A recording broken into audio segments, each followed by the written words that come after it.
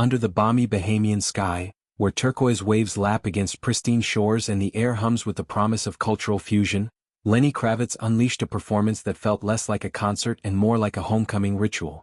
Kicking off the 4th annual Bahamas Culinary and Arts Festival at the sprawling Baha Mar Resort in Nassau, the Grammy-winning rocker brought his signature blend of soulful rock, funk-infused grooves, and unbridled energy to a crowd that included celebrity chefs, art enthusiasts and locals basking in the glow of their island's rising global profile. For Kravitz, whose maternal grandfather hailed from these very islands, the 90-minute set was more than entertainment. It was a monumental milestone, his first time commanding a stage on what he affectionately calls home turf. With hits like Fly Away, It Ain't Over Till It's Over, and Are You Gonna Go My Way reverberating through the open-air venue, the 61-year-old icon proved that age is merely a number when it comes to channeling raw passion into music.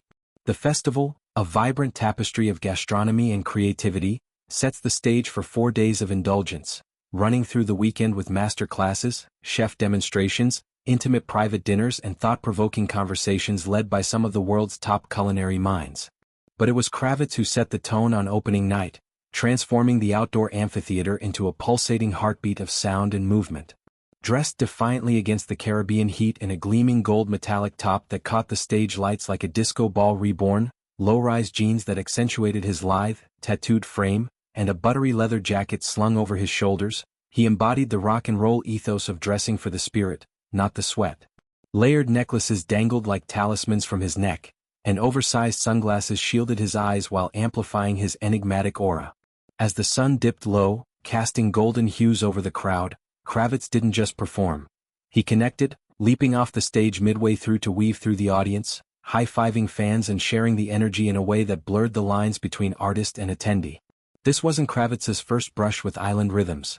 His heritage runs deep, with family roots tracing back to the Bahamas' vibrant Creole culture. Yet there's something profoundly personal about this debut. "This is monumental for me," he shared in a pre-show interview, his voice laced with emotion. "Performing here on soil that shaped my bloodline feels like closing a circle I didn't know was open." The setlist was a masterclass in Kravitz's evolution, from the introspective ballads of his early 90s breakthrough to the anthemic bangers that defined his aughts dominance. When he launched into Fly Away, the crowd erupted, voices rising in unison as if transported to a collective escape. "It Ain't Over Till It's Over" followed, a soul-stirring reminder of resilience that resonated amid the festival's theme of cultural endurance. And as Are You Gonna Go My Way thundered to a close, Kravitz's guitar riffs slicing through the humid air like lightning, it was clear. This was no mere opener, it was a declaration. The audience was a melting pot in itself, mirroring the festival's ethos of blending worlds. Celebrity chefs like Carla Hall, known for her southern soul with a global twist, Manit Chauhan, the spice-infused maestro from India, Amanda Freitas, a rising star in fusion fare, Marcus Samuelsson, the Ethiopian-Swedish culinary philosopher, Scott Conant, Italian aficionado extraordinaire, and Dario Cecchini, the Tuscan butcher poet, mingled with wide-eyed attendees. They had spent the day savoring Baha Mar's culinary offerings, from the elegant French elegance of Café Boulud to the Japanese precision at Kitsuya, the steakhouse splendor of Karna, and the innovative bites at Leola. Post-performance, as the adrenaline lingered, actress Tia Mowry was spotted beaming ear to ear, her excited hug with Kravitz a viral moment of starstruck joy. Even guests at the adjacent Grand Hyatt couldn't resist. From their balcony perches they leaned over railings, phones aloft, capturing the spectacle that spilled beyond the venue's boundaries. The Bahamas Culinary and Arts Festival isn't just about food and tunes.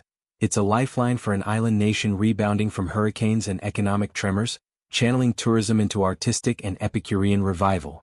Coinciding with the Fuse Art Expo, which spotlights Caribbean artists through immersive installations and live demonstrations, the event weaves threads of heritage with threads of innovation.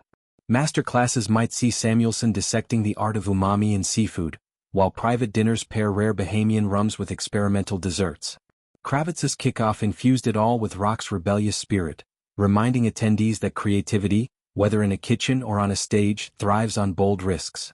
As the night wound down with echoes of his encore, Let Love Rule, a nod to his 2020 memoir, fading into the sea breeze, one couldn't shake the feeling that this was more than a festival opener. It was a symphony of homecoming. To fully appreciate Kravitz's impact, one must rewind to his genesis.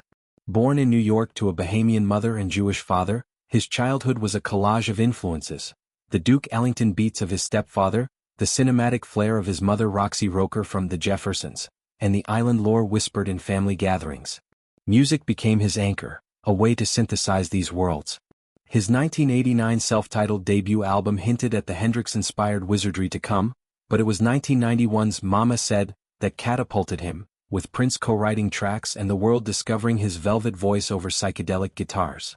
Grammy after Grammy followed, soundtracks for films like Precious and The Hunger Games, collaborations with icons like Madonna and Aerosmith. Yet, Kravitz has always circled back to roots: veganism inspired by Rastafarian principles, sustainable fashion lines echoing Bahamian craftsmanship. This performance, then, was a culmination. Striding through the crowd during American Woman, he paused to chat with a group of local musicians, their impromptu jam a microcosm of the festival's collaborative heart. The heat, oppressive even at dusk, tested his endurance, but Kravitz thrived, shedding the jacket midway to reveal a physique honed by yoga and discipline. Post-set, he lingered, signing autographs and posing for selfies, his sunglasses finally off to reveal eyes twinkling with gratitude. Tia Mowry's encounter wasn't isolated. Chefs like Hall swapped stories of soul food synergies, while Conant marveled at the raw power of Kravitz's stagecraft.